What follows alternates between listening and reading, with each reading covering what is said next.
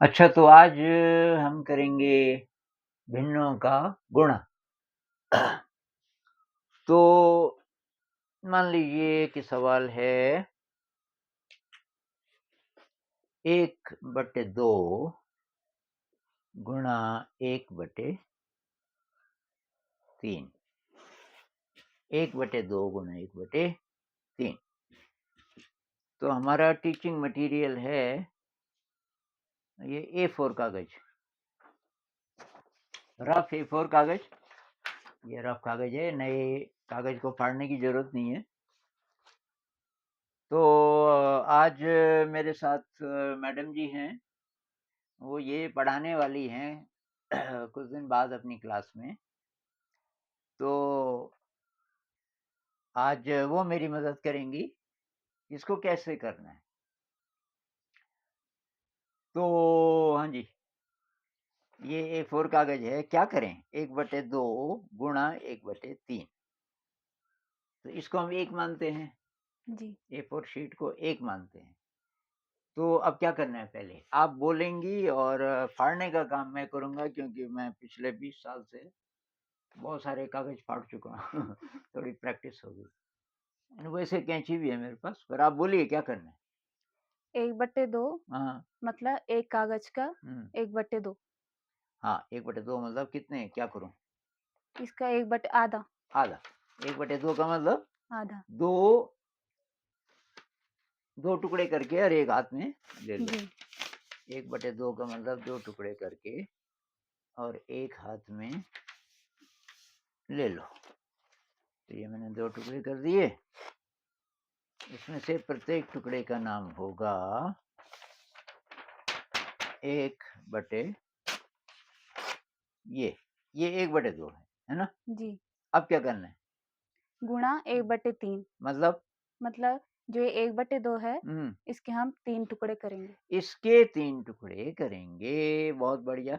तो बहुत बार इसको अगर हम ऐसे लिख दें कि 1/2 का 1/3, तो बच्चों को शायद ज़्यादा मदद मिलेगी। जी। का लिख दें कि भाई ये जो 1/2 है ये वाला, इसका करना है हमें, जो भी करना है इसका करना है। तो क्या करना है, 1/3। तो आपने क्या बोला, इसका क्या करना है, 3 टुकड़े। 3 टुकड़े। तो इसके 3 बराबर टुकड़े करने की मैं कोशिश करूंगा। तो ये और इसमें से फिर टुकड़े का नाम क्या होगा, 1/6। 1/6। ये जो एक टुकड़ा है यही उत्तर है इसका। और ये मैडम जी कह रही हैं कि 1/6। कैसे पता चलेगा कि ये 1/6 हुआ। ये ये है 1/2 का 1/3 बराबर 1/6। कैसे पता चलेगा, हम इस कागज में नाप सकते हैं। A4 कागज में अगर हम नापेंगे तो ये 6 बार आएगा। तो ये पूरी शीट का, ये भी A4 ही है, तो पूरी शीट का छठा हिस्सा है, इसलिए 1/6। और जिस तरह स्कूलों में सिखाते हैं वो तो बोलते 1/2 गुणा 1/3, सीधे सीधे ऊपर ऊपर गुणा कर दो, 1 एकम 1 और 3 दूनी 6। अच्छा, तो ये 1/6 उत्तर आया। अगर हमारे पास ये कागज नहीं होता, ऐसे ही ऐसे बच्चे ज़्यादातर स्कूलों में तो ऐसे ही सीखते हैं। इसमें और हमने जो किया उसमें क्या फ़र्क है? यहाँ 1/2 का साइज़ दिख रहा है? जी। अगर अगर मैं कागज ना लूँ हाथ पे, केवल ये लिखा ही लिखा हो, तो 1/2 कितने बड़े को बोलेंगे, अंदाज़ा आएगा बच्चे को क्या? नहीं। नहीं आएगा। बहुत बड़ा फ़र्क इसमें देखना पड़ेगा। तो देखना पड़ेगा, तो मैंने एक चित्र बनाया हुआ है ब्रेन का। जब देखना पड़ता है पता करने के लिए, तो हम ब्रेन के इस हिस्से का यूज़ करते हैं जिसको ऑक्सीपिटल लोब कहते हैं। ये विज़न के साथ काम करता है। यहाँ देखने की कोई ज़रूरत नहीं, कोई बोल भी देगा कि 1/2 का 1/3, उससे भी बात समझ आ जाएगी। हम इसको ऐसे ही लिखेंगे और हमें साइज़ का पता नहीं चलेगा। यहाँ पता चल रहा है कि अगर इसको हम 1 बोलें शीट को तो 1/2 कितना होता है, उसका 1/3 फिर हमने फ़ोल्ड किया, 1/2 के 3 फ़ोल्ड किए, यहाँ तो कोई फ़ोल्ड करने की ज़रूरत ही नहीं है।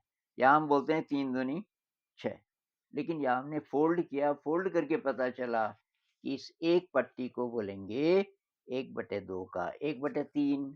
अगर 2 पट्टियाँ होंगी तो 1/2 का 2/3 और तीनों होंगी तो 1/2 का 3/3 और उत्तर आया 1/6। तो बहुत बढ़िया, मैं जानना चाहता था कि अ, मैडम जी को कितना समझ आया, लेकिन इनको तो पूरा ही समझ आ गया। तो मैं थोड़ा-सा इसके बारे में और बताता हूँ कि इस तरीके से जब हम करते हैं तो इसमें क्या-क्या चीज़ काम करती है। तो एक तो टच काम करता है, हम इसको छू रहे हैं, तो टच में ब्रेन का ये वाला हिस्सा जिसको पैरिएटल लोब कहते हैं, हम इसका भी उपयोग कर रहे हैं। यहाँ टच करने की कोई ज़रूरत ही नहीं है। यहाँ ना तो टच करने की ज़रूरत है, ना इसको उठा सकते, ना इसमें अनुपात दिखाई दे रहा है, ना इसमें मांसपेशियों का कोई काम है। यहाँ हम इसको फाड़ भी रहे हैं या काट रहे हैं, तो उससे हमारी मांसपेशियों को भी याद रह जाती है। जैसे स्वेटर बनने में मांसपेशियों को याद हो जाता है, तो उसके लिए ये वाला हिस्सा है, सेरिबेलम, जिसको ये मोटरिक लर्निंग वाला एरिया, मोटर मतलब मांसपेशियाँ, हुँ? और इसमें इमोशन है, इमोशन क्या है? सरप्राइज़, क्योंकि बच्चा देखता है ये अच्छा, इसको 1 बोल रहे हैं तो ये 1/2, क्योंकि नया मटेरियल है बच्चे के लिए, टीचर के लिए भी, इसमें सरप्राइज़ है, इमोशन है। तो इमोशन का भी जब हम यूज़ करते हैं और थिंकिंग का भी यूज़ करते हैं, थिंकिंग का तो है ही ये, जिसको आपका फ्रंटल लोब कहते हैं, यहाँ थिंकिंग है और एक तरीके से पूरा ही ब्रेन इसमें शामिल हो रहा है। तो आप इस विधि से अगर सिखाएँगे, तो बच्चे के पूरे ब्रेन को वो चीज़ छुएगी, पूरे ब्रेन का विकास होगा और वो गणित तो सीखेगा ही।